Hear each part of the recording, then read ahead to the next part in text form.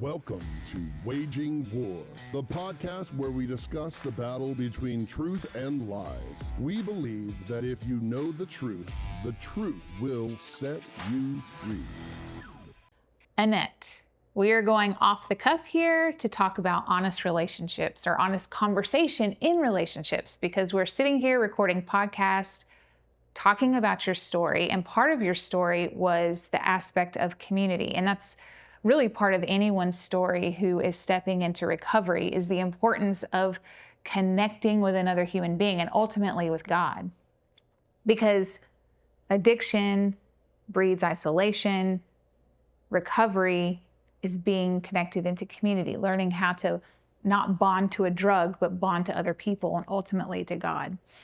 And so you and I have even had to have some honest conversations. And so we have both recognized, and actually that's kind of the culture here. It's not just our conversations, it's really the culture here at Renew is, and we want to practice what we preach to our participants, is learning how to live honestly with one another.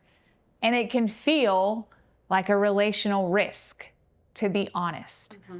But what I've loved about you is since you've come on board, you're like, I'm sensing this. Am I picking this up, correctly? And so I really appreciated that about you. And we've talked a lot about how we both value that. And so I just wanted to talk with you and just hear some of your thoughts about what you've learned about really being honest, or what's the phrase that you use? Radical candor. Radical candor, yes. And I honestly, I think it's helped our relationship flourish, even in our working relationship. So tell us about radical candor.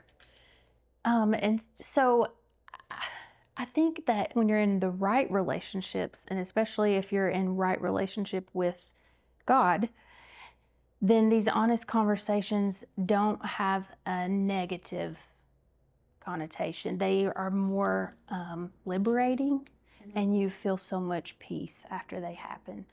When something's off, that's whenever it's more oppressing, or if one person isn't necessarily in that where they should be spiritually, or doesn't respond. I mean, now I'm not saying everybody responds perfect, but if there's resentment or explosive anger or defensiveness, it's not received well, then those are times where it sort of goes off the cuff, mm-hmm. Like you said. But you're in the right place whenever you can be fully known, mm-hmm. and explore that. So I think it would be good to hear how you experienced some of the times whenever I approached the radical honesty between us. Yeah. Because it was really new in our relationship. So you were stepping into like a new position here, new into the relationship. And so I was just thinking like from an employer standpoint, like I know it's going to feel risky for you to say, I feel like you're not pleased with this, or I feel like there's something you're not saying, And honestly, that told me, because oftentimes here, whenever we're bringing people on the team, we're having to get people to really be honest with each other to that degree. And that's the culture that we want to foster here. Not to be disrespectful and, to demean one another, but to really like live honestly with one another. And so whenever I saw that you were already doing that, I was refreshed and I was happy, because like I said, it can feel like a relational risk, mm-hmm. to be honest with someone. But oftentimes we miss out on intimacy and true connection and being seen and still accepted and loved and heard and acknowledged and supported. We miss out on those things. But there are people who, whenever we're honest with them, they're not going to stick around. Yeah. There are people, whenever we are saying, hey, I need to hold you accountable here, or hey, this isn't working, they are not going to be up for that. Or they're not going to be up for looking at their own behaviors or their own ways or their own blind spots. There are people that are not up for that.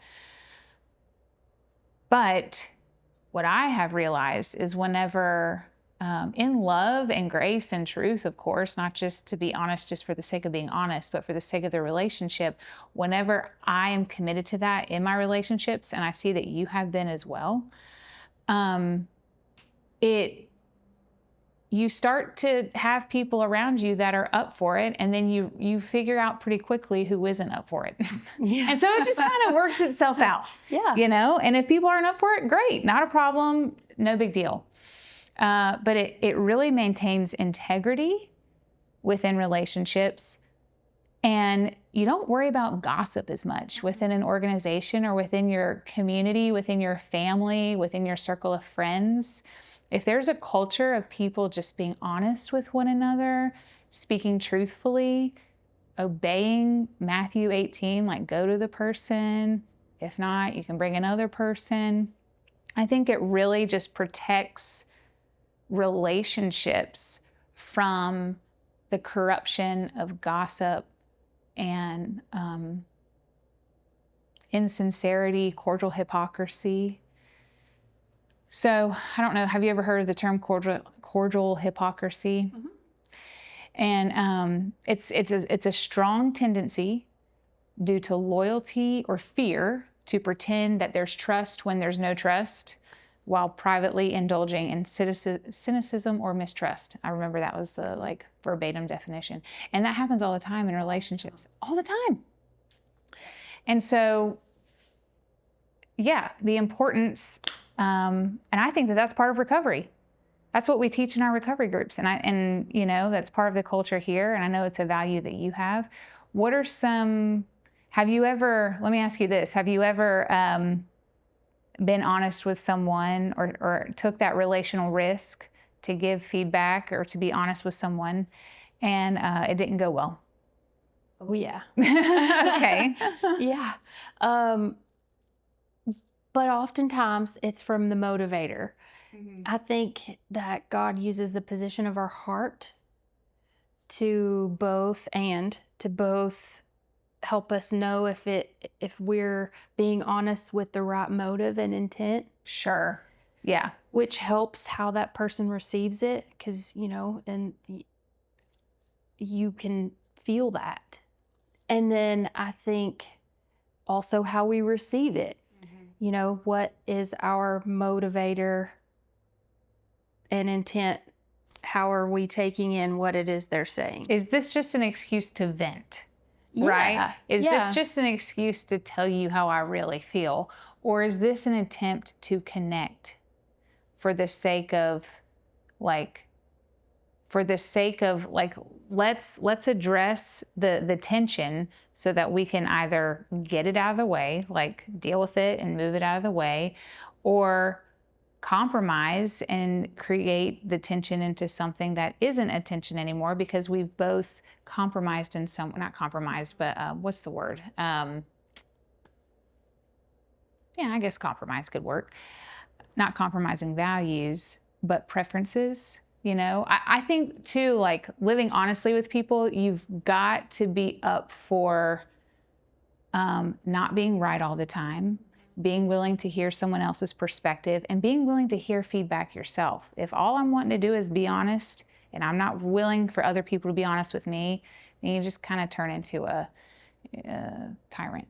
Yeah, yeah, and evaluating whatever it is you're saying or feeling against God's word. You know, like, even because stuff is going to come up, and I love that about everybody who is here. And I would even go so far as to say, like, in our conversations, what I found really helpful is I know that I will be honest with an attempt to see if you're a safe person. Mm-hmm. And then how that person responds to me when I know that I'm being radically honest with a sincere heart and careful how I say it, It is a test. It's a test. It is. And I hate that, but maybe that's a trauma thing, but it is a test. And then, God will test us. I think it's okay to test. yeah. And to so, see. when I was honest with you and vulnerable about how, like, is this what I'm sensing, or, am I just overthinking it? And you weren't defensive. I feel like you heard what I said objectively, and then thought of why I felt that way first. And so essentially that cross-likeness of thinking of the other person before yourself, right?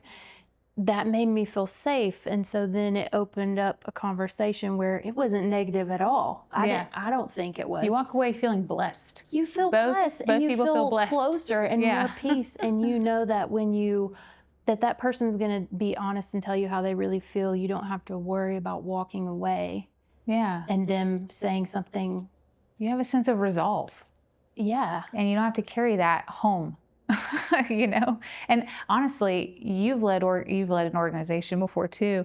I've realized that the more honestly I speak to other people and I allow others to speak to me, the less I bring work home. Mm-hmm. I've recognized that as well, but this can translate into relationships, and it can feel risky because we don't want to be isolated, we don't want to be rejected, we don't want to be alone.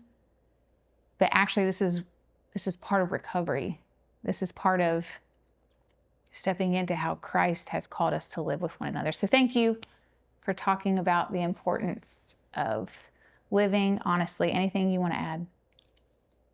Or living honestly with other people. Feedback. Yeah, I think the only thing I would add is just if someone tells you something and you evaluate it, if that makes you feel something negative, then to just ask yourself, like, why am I experiencing what they're saying negatively? Yeah, it's an opportunity to explore current reality because you have a limited perspective. I have a limited perspective. We're informed by all kinds of things individually. So how do we know what's real and what's actually happening?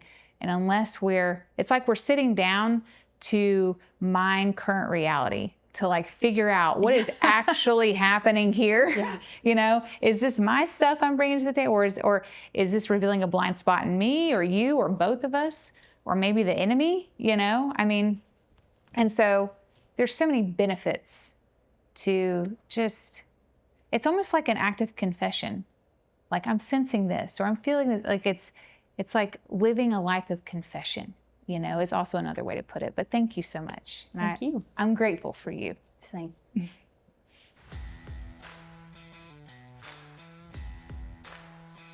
This has been Waging War.